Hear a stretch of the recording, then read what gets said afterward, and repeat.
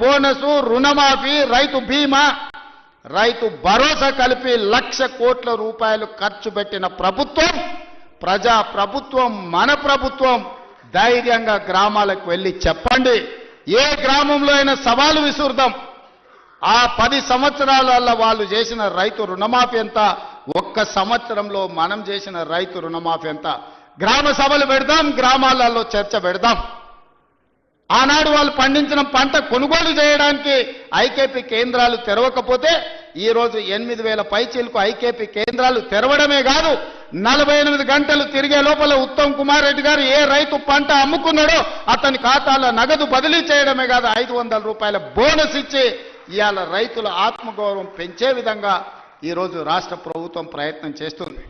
ఆనాడు ధరణి పేరు మీద దోపిడీ చేస్తే, ధరణి కొంతమంది దోపిడీదారులకు చుట్టమైతే భూభారతి చట్టాన్ని తెచ్చి పేదలకు అండగా నిలబడి ఈరోజు పొంగులేటి గారు గ్రామాన గ్రామ సభలు పెట్టి రైతుల సమస్యల్ని పరిష్కరించే ప్రయత్నం చేస్తున్నాం. ఎన్నో చిక్కుముళ్ళు, ఎన్నో సమస్యలు అడుగు ముందుకు వెయ్యాలంటే ఒక చీకటి పరిస్థితి.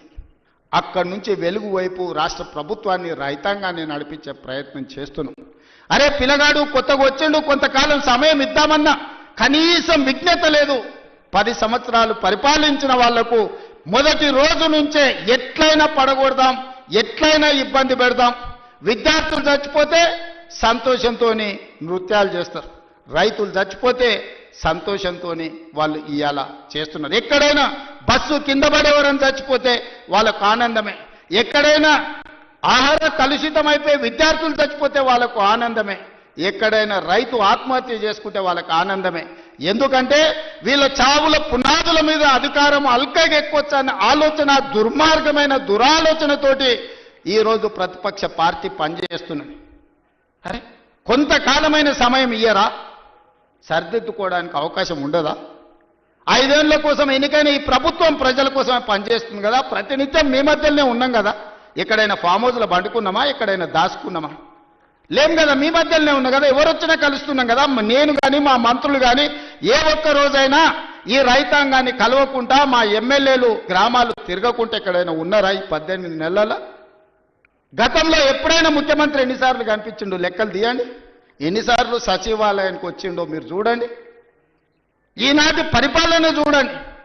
అంతెందుకు, టెలిఫోన్ ట్యాపింగ్ గురించి మీకు తెలుసు కదా. భార్యాభర్తలు మాట్లాడుకుంటే కూడా ఫోన్ లేని పరిస్థితి ఆయనలో ఉండే.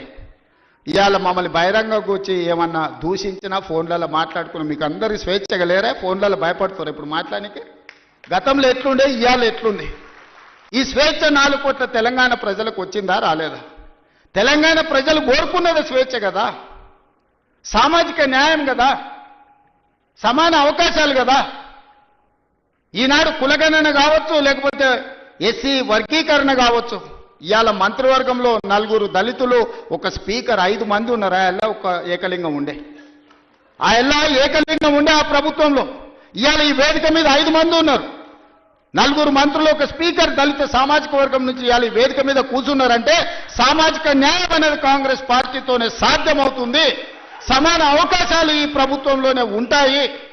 60,000 ఉద్యోగాలు ఇచ్చింది మన పార్టీ, మన ప్రభుత్వం సంవత్సరం తిరిగే లోపల. నేను ఛాలెంజ్ చేస్తున్న భారతదేశంలో స్వతంత్రం వచ్చినప్పటి నుంచి ఏ రాష్ట్ర ప్రభుత్వమైనా, ఉమ్మడి రాష్ట్రంలో కూడా ఆనాడు ఆంధ్రప్రదేశ్లో